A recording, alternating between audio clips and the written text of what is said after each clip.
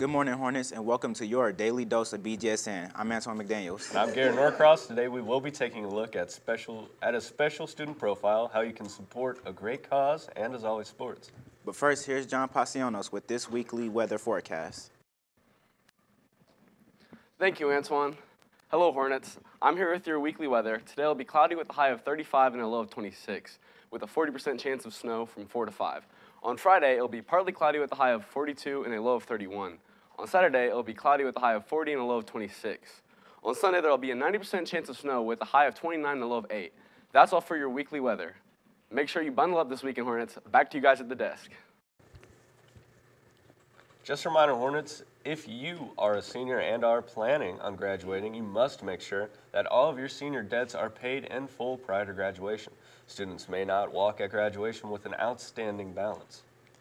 You can reach out to Ms. Calhoun at her school email, or you can check Skyward to see if you have a balance as a result of lunch fees, book rentals, or extracurricular activities.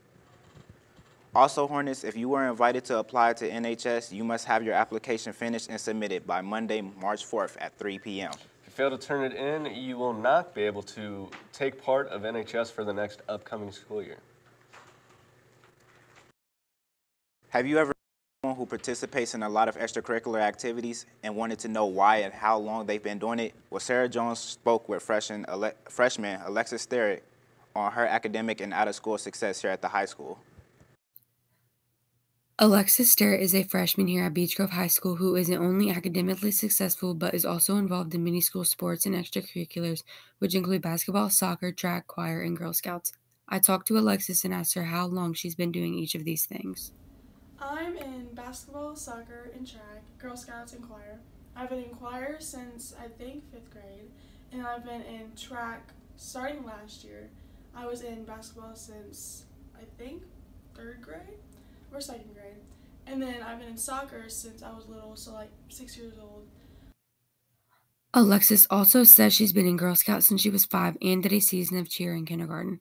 Alexis plans to continue doing what she's doing all throughout high school and it's in college after. That's all for this. Back to you guys at the desk. At the high school called Wands for Wildlife.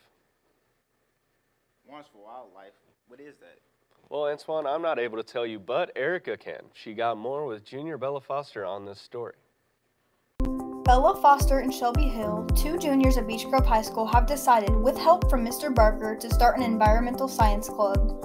I spoke with Bella Foster about what this club is all about. We're going to be starting an environmental science club at the high school. The teacher is going to be Mr. Barker. Also, with me and Shelby Hill, we decided to start this club because not a lot of people are aware of the environmental actions that are going on throughout the world and the problems that we face, and like as consumers, even us high schoolers, how we can affect the planet in a positive way. And so for Community Service Day, we have decided to collect mascara wands that are not currently being used anymore because it can help the wildlife refugees, to help clean out lice and other objects from fur and feathers. And we're going to be starting a collection anytime soon. And hopefully by Community Service Day, we'll have enough to collect, clean, and then send out to the rest. So for collection, you can drop off your mascara at Mr. Barker. We'll have a collection there, or you can come see me or Shelby Hill ourselves, and we'll be able to help you with it. You can find much more information about the mascara wand donation and why the Environmental Science Club is asking for them at www.appalachianwild.org. Bella, Shelby, and Mr. Barker look forward to collecting as many wands as they can by our Spring Community Service Day this year. This has been Erica Sussman from Bgsn. Back to you guys at the desk. Juliet Kaufman is here to give you some tips on how you can help save the planet one step at a time.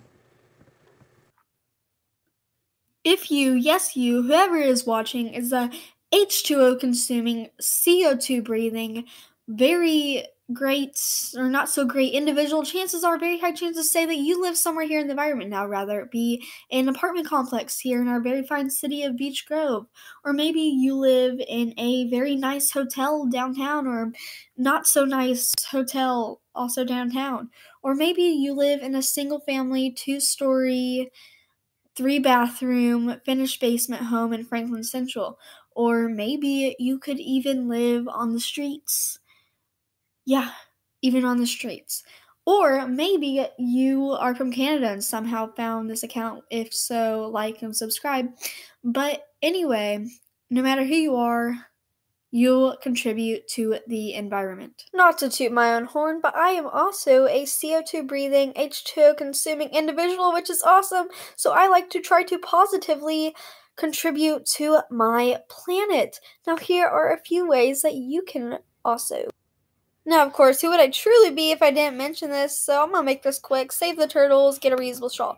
Next, recycling. Recycling is so cool and so convenient, especially since all of your teachers have a recycling bin in their classroom. Crazy, right? So next time you're trying to, shoot some baskets or whatever, and you're making a piece of paper, go into the trash can.